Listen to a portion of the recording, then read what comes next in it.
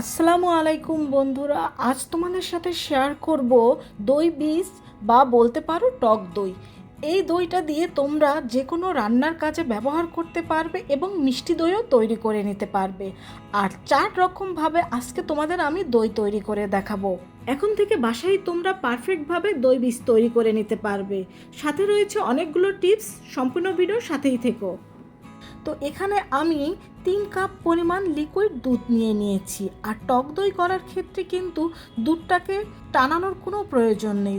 দুধটা ভালোভাবে ফুটে ওঠার পর 2-3 মিনিট জাল করলেই হয়ে যাবে।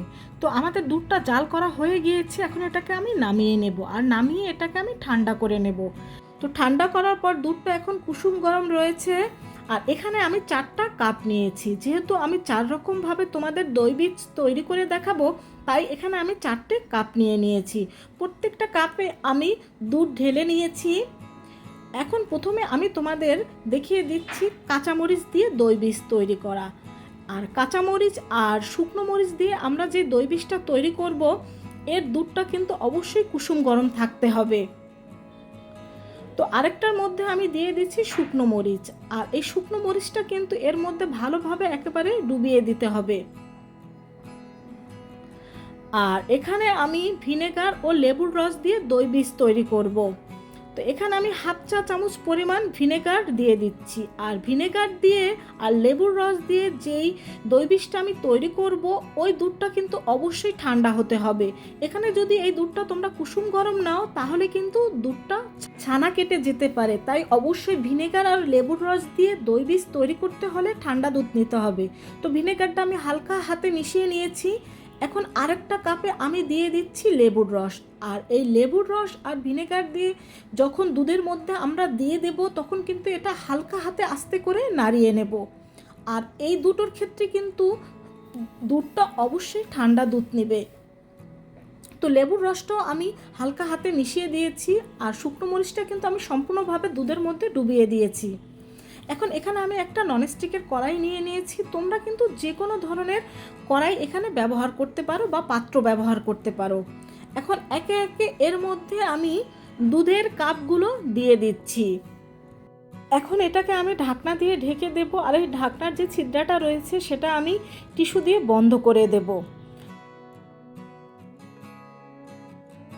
এখন একটা মোটা তোয়ালে দিয়ে এটাকে আমি ভালোভাবে ঢেকে দেব। আর ঢেকে এটাকে আমি সারা রাতের জন্য রেখে দেব।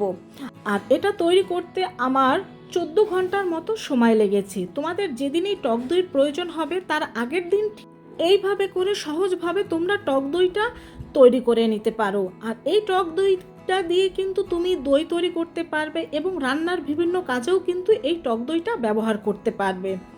তো এখন সারা রাত এটাকে রেখে দেওয়ার পরে ফিরে আসলাম। তো এখন তোমাদের আমি দেখিয়ে দিচ্ছি, দেখো আমাদের দইটা কত পারফেক্টভাবে জমে গিয়েছে। এখন এটাকে আরেকটু সেট করার জন্য আমি 10 মিনিটের জন্য নর্মাল ফ্রিজে রেখে দেব। 10 মিনিট পরে এটাকে আমি এখন নর্মাল ফ্রিজ থেকে বের করে নিয়েছি। আর তোমাদের আমি এটাকে কেটে দেখিয়ে দেব যে কোন দইটা ঠিক কীরকম হয়েছে। তবে এখানে একটা কথা বলার রয়েছে, কাঁচা মরিচ এবং শুকনো মরিচ দিয়ে আমরা যে টক দইটা তৈরি করেছি, এই টক দইটা কিন্তু তোমরা মিষ্টি দই তৈরির ক্ষেত্রে ব্যবহার করবে না। এটা রান্নার যে কোনো কাজে ব্যবহার করতে পারবে, কারণ এর থেকে একটু কাঁচা মরিচ ও শুকনো মরিচের গন্ধ আসছিল। আর এটা দেখো কত পারফেক্টভাবে জমেছে। এখন আমি শুকনো মরিচেরটা দেখিয়ে দিচ্ছি। আমি কিন্তু তোমাদের আবারও বারবার করে বলে দিচ্ছি, শুকনো মরিচের টক দই আর কাঁচা মরিচের টক দইটা কিন্তু তোমরা মিষ্টি দই তৈরির ক্ষেত্রে কোনো রকম ব্যবহার করবে না। তবে এটা রান্নার যে কোনো কাজে তোমরা ব্যবহার করতে পারবে। তো শুকনো মরিচেরটাও দেখো জমে গিয়েছে, কিন্তু এর মধ্যে কিছুটা পানি রয়ে গিয়েছে। তো এটাকে রেখে এখন আমি তোমাদের দেখিয়ে দেব লেবুর রস ও ভিনেগারেরটা। তো প্রথমে আমি তোমাদের লেবুর রসেরটা দেখিয়ে দিচ্ছি। দেখো এটা অনেক পারফেক্টভাবে জমে গেছে। আর এই লেবুর রস আর ভিনেগারের টক দইটা কিন্তু তোমরা মিষ্টি দইয়ের বীজ হিসাবে ব্যবহার করতে পারো। দেখো এটা কত পারফেক্টভাবে জমে গিয়েছে। তো এখন দেখিয়ে দিচ্ছি ভিনেগারের তৈরি দই বীজ বা টক দই। এটাও অনেক পারফেক্টভাবে হয়েছে। এই দই বীজ তৈরি করার ক্ষেত্রে আমি বলবো তোমরা ভিনেগার ও লেবুর রস দিয়েই তৈরি করে নিতে পারো, কারণ এতে তোমরা ভালো রেজাল্ট পাবে। এছাড়া রান্না ও দই তৈরি করার দুটো কাজেই ব্যবহার করতে পারবে। তো তৈরি হয়ে গেল কিন্তু আমাদের 4 রকমের টক দই বা দই বীজ।